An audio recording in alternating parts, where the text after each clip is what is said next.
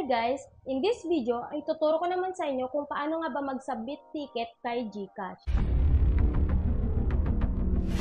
Kung gusto mong matuto ay tutok ka lang sa video tutorial na ito. At kung hindi ka pa nakapag-subscribe, please subscribe to our YouTube channel Tara G at hit mo na ang notification bell para lagi kang updated sa aming latest upload. At sa mga gusto namang mag-avail ng Tara G t-shirt, mag-comment lang or i-click mo lang ang link sa ibaba. So sa ating previous video, ang itinuro ko sa inyo ay kung paano nga ba mag-verify ng GCash account. At maraming nagtatanong sa inyo kung ano ba nga ba ang pwedeng gawin kung hindi pa nag-verify ang inyong account makalipas ng ilang linggo or buwan.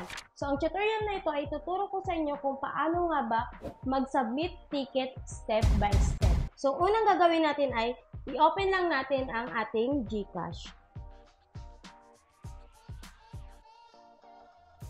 So, pagka-open ng ating GCash, hanapin lang natin sa ibaba ang profile. At i-scroll down lang natin ito.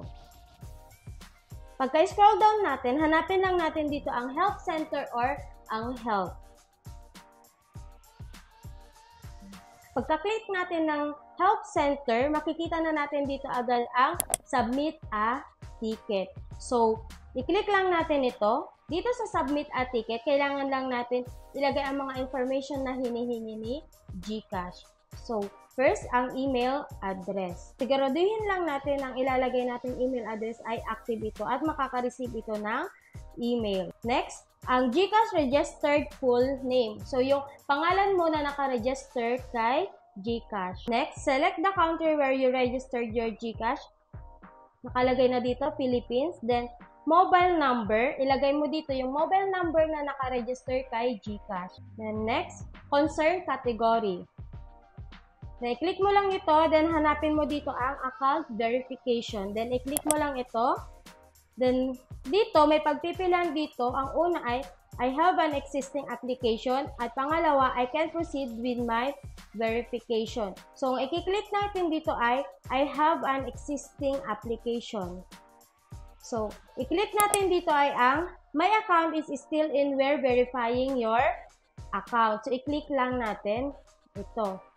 So, dito is yung ID submitted for verification. So, dito ang ilalagay nating ID ay yung ID na in-upload natin kay GCash or yung ID na ibinigay natin kay GCash.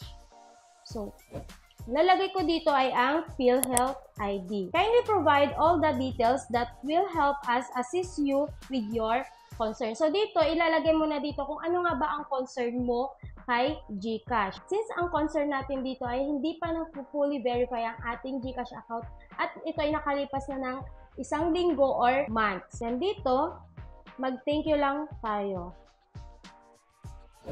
Then, ilagay lang natin dito ang ID na naka-register kay GCash. Click lang natin ang ating ID.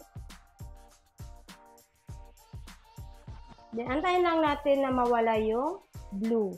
Pag may blue pa dito, it means uploading pa lang siya. So, after natin ma-upload ang ating ID, i-click lang natin ang Submit.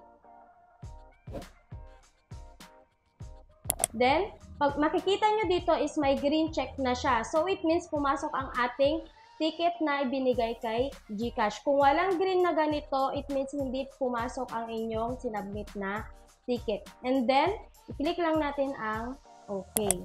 So, kung marami pa kayong gustong malaman or matutunan, tumutok lang kayo sa aming mga videos.